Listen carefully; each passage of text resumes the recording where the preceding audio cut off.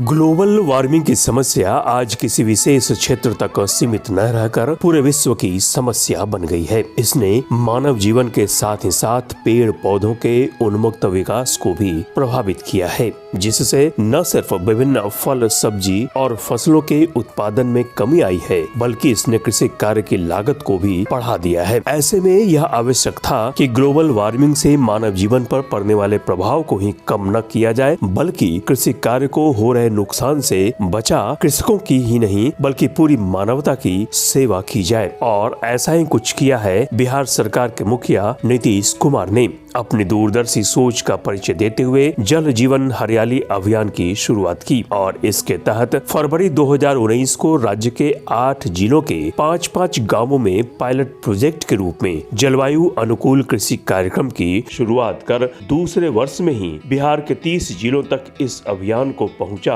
कृषि व संबद्ध क्षेत्रों को ही स्थायित्व प्रदान नहीं किया, बल्कि कृषकों के कृषि लागत को कम कर इनके आय को बढ़ाने की दिशा में भी मील का पत्थर स्थापित किया है। और फिर योजना अनुरूप जलवायु अनुकूल कृषि की तकनीकों का कृषि विज्ञान केंद्र किशनगंज द्वारा जिले के मोतिहारा, चगलिया, काशीपुर और बेलवा काशीपुर सहित लोहाडांगा के लगभग 600 एकड़ भूमि में दिए गए प्रशिक्षण पर आत्मा यानी कृषि प्रौद्योगिकी प्रबंधन अभिकरण की किशनगंज इकाई द्वारा विभागीय योजनाओं का सफल क्रियान्वयन कराते हुए जिले के विभिन्न प्रखंडों से कृषक और कृषक समूहों को यहाँ के परिभ्रमण पर ला जलवायु अनुकूल कृषि कार्यक्रम के विभिन्न तकनीकों को जिले की गांव-गांव तक पहुंचाने के प्रयास किए। आइए जिले में जलवायु अनुकूल कृषि कार्यक्रम को बढ़ावा दिए जाने के लिए किए जा रहे कार्यों पर आपको आत्मा किशनगंज के परियोजना निदेशक कृष्ण कुमार प्रसाद की राय से रूबरू कराते हैं। सीआरए विलेज जो कृषि विज्ञान केंद्र के द्वारा वहाँ पर जलवायु के अनुकूल खेती कराई जा रही है, उसमें भी हम लोगों ने या हमारा पूरा कृषि विभाग उसमें भी बराबर जाकर हम लोग उसका विजिट किए हैं और पूरे जिला के विभिन्न प्रखंडों से हम लोगों ने वहाँ किसानों का परिभ्रमण कराया है। तो कुल मिला के आत्मा में अभी कर्मी के अभाव के बावजूद हमने प्रयास किया है कि काम अच्छा हो। जिले के कृषकों के बीच स्थानीय पर्यावरण अनुकूल फसल चक्र अपनाने को प्रोत्साहित करने और कम लागत में भी कृषकों को अधिक से अधिक आय दिलाने सहित विभिन्न फल, सब्जी और अनाजों के बीजों की आपूर्ति सुनिश्चित कराने के उद्देश्य से कृषि विज्ञान केंद्र किशनगंज द्वारा जिले के मोतिहारा, चगलिया, काशीपुर और बेलवा काशीपुर सहित लोहाडांगा के 600 एकड़ भूमि सहित कृषि विज्ञान केंद्र की भूमि पर खरीफ मौसम में धान की सीधी बुवाई और ड्रम सीडर द्वारा धान की सीधी बुवाई के अलावा मध्यम अवधि वाले धान की ससमय बुवाई के साथ ही साथ कम अवधि वाले धान की ससमय बुवाई और जलवायु अनुकूल धान के प्रभेद की बुवाई पर अध्ययन करने सहित रबी मौसम में रेज्ड बेड प्लांटर द्वारा मक्के की बुवाई सहित जीरो टिलेज द्वारा गेहूं की बुवाई के अलावा हैप्पी सीडर द्वारा गेहूं की बुवाई के साथ ही साथ रेज्ड बेड तकनीक द्वारा गेहूं और सरसों की बुवाई के अलावा पोटैटो प्लांटर द्वारा आलू की खेती पर अध्ययन सहित गर्मा मौसम में जीरो टिलेज द्वारा मूंग की बुवाई और रेज्ड बेड मक्के की बुवाई पर अध्ययन कर कृषकों को स्थानीय पर्यावरण अनुकूल अधिक उत्पादन देने वाले उत्तम गुणवत्ता युक्त विभिन्न फसलों के बीजों की उपलब्धता सुनिश्चित कराने के प्रयास में जुटा है। आइए जलवायु अनुकूल कृषि कार्यक्रम को सफल बनाने के उद्देश्य से यहाँ किए जा रहे कार्यों और इससे स्थानीय स्तर पर आ रहे बदलाव और कृषकों को हो रहे लाभ पर और अधिक जानकारी के लिए आपको कृषि विज्ञान केंद्र किशनगंज के वरीय वैज्ञानिक मनोज कुमार की राय से रूबरू कराते हैं। अभी हम लोग कृषि विज्ञान केंद्र किशनगंज के फार्म पे हैं, जो यहाँ का फार्म है। यहाँ पर जलवायु अनुकूल कृषि कार्यक्रम, यहाँ के जो कृषि पद्धति है, इस किशनगंज जिले के जो कृषि पद्धति है वो फसल चक्र है, उसके अनुसार से हम लोग फसल का चयन किए हैं और उसका एक्सपेरिमेंट जो है यहाँ पे लगाए हुए हैं। उसमें आप देख सकते हैं कि एक रेज्ड बेड मक्का, जो मक्का किसान अपने परंपरागत विधि से भी लगाते हैं, वह भी हम लोगों ने लगाया हुआ है। और दूसरी तरफ एक रेज्ड बेड मक्का जो मशीन से रेज्ड बेड प्लांटर जो है मक्के का, उससे हम लोग लगाए हुए हैं। दोनों का यहाँ पे हम लोग कंपैरिजन भी कर रहे हैं, उसका रिजल्ट भी ले रहे हैं, और साथ ही साथ इसके जो परिणाम को किसानों को देखने के लिए यह प्रत्यक्षण जो है किसान आके देखें, उसके लिए भी यह प्रत्यक्षण लगाया गया है। और इसके अलावा साथ साथ हम लोग यहाँ का जो एक दूसरा पद्धति है कि जैसे ये मक्का और धान, ये मुख्य ये फसल चक्र है। और दूसरा फसल चक्र है कि मक्का के धान के बाद गेहूँ, धान गेहूँ मूंग, इसका भी हम लोगों ने गेहूँ में खास करके जो हम लोग तकनीकी अपना रहे हैं वो 0 टिलेज विधि से गेहूँ को लगाना, उसमें जुताई कम करना, जुताई नहीं के बराबर जुताई करना, बिना जुताई किए धान का कटाई करने के बाद बिना जुताई किए गेहूँ की बुआई कर देने से क्या होता है कि ऐसा देखा गया है कि कम लागत में अधिक उपज हमें मिल जाती है, क्योंकि जो लेट होता है हम लोग समय पर इसका बुआई कर पाते हैं और लागत भी कम होती है। जो जुताई करना पड़ता है परंपरागत विधि में 4-5 बार जुताई जो करना पड़ता है खेत के गेहूं बुआई के लिए, वह जुताई नहीं करनी पड़ती है। और खेत तैयार करने में जो समय हम लोगों का नष्ट होता है, उस समय को हम लोग थोड़ा अर्ली लगा देते हैं, जिससे कि उत्पादन में वृद्धि होती है। 1 एकड़ में लगभग 1500 से 2000 प्रति एकड़ जो बुआई का खर्च है वह बच जाता है किसानों का। और हम लोग आप अभी देखें, हम लोग देखेंगे कि वह जो है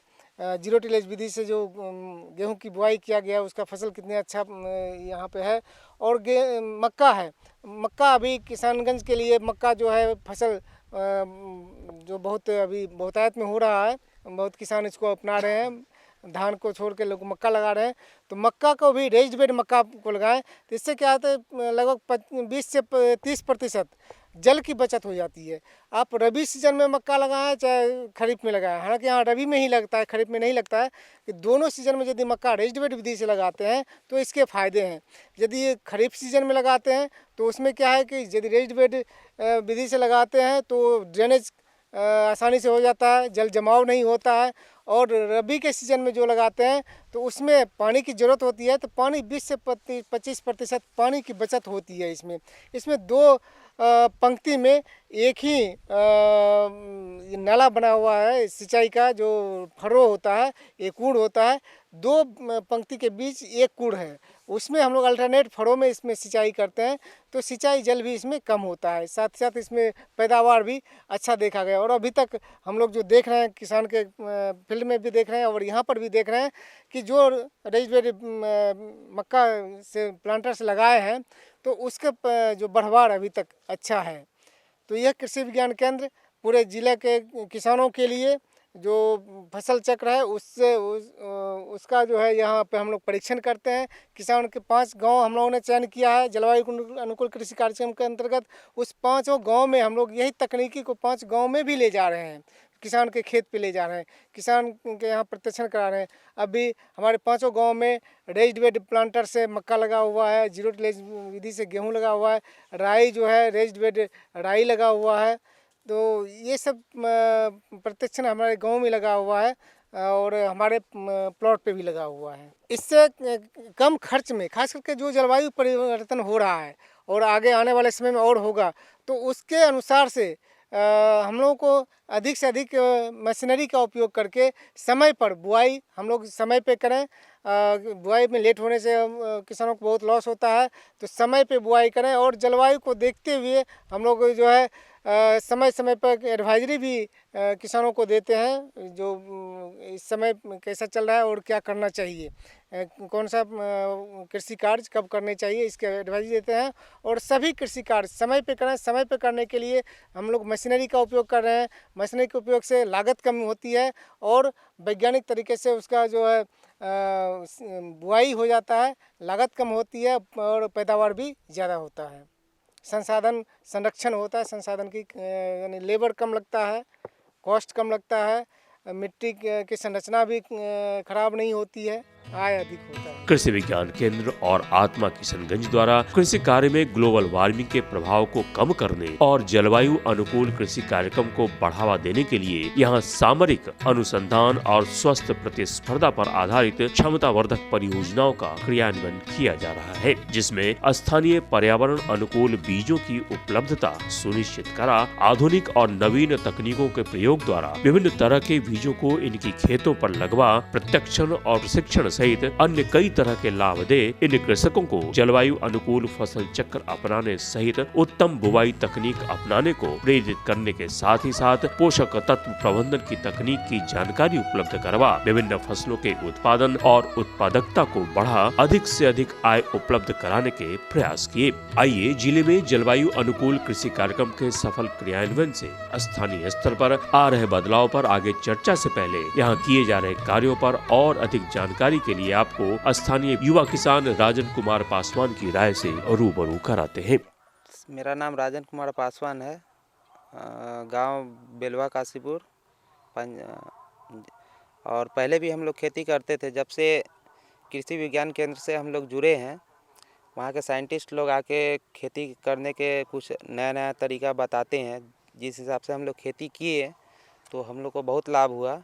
और उपज में भी वृद्धि हुई। जलवायु अनुकूल कृषि कार्यक्रम को सफल बनाने के उद्देश्य से यहाँ किए गए कार्यों की बात करें तो स्थानीय जलवायु अनुकूल समय बद्ध क्रॉप साइकिल अपनाने व स्थानीय जलवायु अनुकूल अधिक उत्पादन देने वाली उत्तम प्रतिरोधी बीज व नई तकनीक उपलब्ध कराने सहित कृषि कार्य की लागत को कम कर आय को बढ़ाने में हर संभव सहयोग उपलब्ध कराने के प्रयास किए, जिसने जिले में न सिर्फ जलवायु अनुकूल कृषि कार्यक्रम की सफलता को पक्का कर दिया है बल्कि यहाँ के कृषकों के आर्थिक सबलीकरण का रास्ता खोल इनमें एक नई ऊर्जा का संचार कर इन्हें किशनगंज जिले से दूसरी हरित क्रांति को प्रेरित कर दिया है। आइए जिले के कृषकों के बीच जलवायु अनुकूल कृषि कार्यक्रम को बढ़ावा दिए जाने के लिए किए जा रहे कार्यों और इससे स्थानीय स्तर पर आ रहे बदलाव पर और अधिक जानकारी के लिए आपको स्थानीय सहायक तकनीकी प्रबंधक सुदीप सिंह की राय से रूबरू कराते हैं। जलवायु के अनुकूल कृषि कार्यक्रम के तहत कृषि विज्ञान केंद्र की तरफ से 5 गांव का सिलेक्शन किया गया था, जिसमें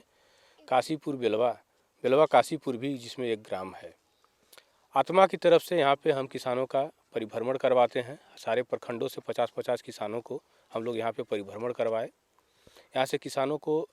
इस मॉडल को देख के सीखने की जो ललक पैदा हुई है कि सारे प्रखंडों में किसान लाइन सोइंग के माध्यम से गेहूं की खेती, मक्का की खेती करके यहाँ से सीख लेना चाहते हैं। यहाँ पे हमारे ये साथ में कुछ किसान बंधु हैं यहाँ के बेलवा काशीपुर के, ये लोग लाइन सोइंग के माध्यम से या उस मॉडल के तहत जो कृषि विज्ञान केंद्र की तरफ से जो ये ग्राम चयनित है, तो यहाँ पूरे ग्राम को ये लोग अपने एक मॉडल के तहत जलवायु के अनुकूल कृषि कार्यक्रम के तहत इस गाँव को गोद लिया गया है और उसमें सारे कुछ का उपादान का जो भी उपलब्धता है कृषि विज्ञान केंद्र की तरफ से कराया जाता है। लेकिन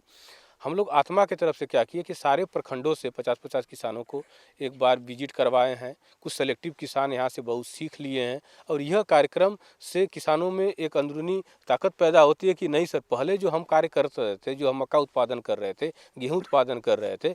उसमें और इस मॉडल को अपनाने में बहुत ही फर्क हुआ है। उत्पादन में वृद्धि हुई है और किसान उससे सीखने की ललक भी पैदा हुई है और इन लोगों को देख के और भी किसान इसको सीखने के प्रति जागरूक है। जल जीवन हरियाली अभियान के अंतर्गत कृषि कार्यक्रम की सफलता का आलम यह है कि दुनिया की सबसे बड़ी संस्था संयुक्त राष्ट्र संघ ने भी बिहार सरकार के जल जीवन हरियाली अभियान की सराहना की है, जिसके लिए बिहार सरकार, कृषि विभाग और कृषि विज्ञान केंद्र व आत्मा किशनगंज की पूरी तकनीकी टीम सहित योजना से जुड़े किसान बधाई के पात्र हैं।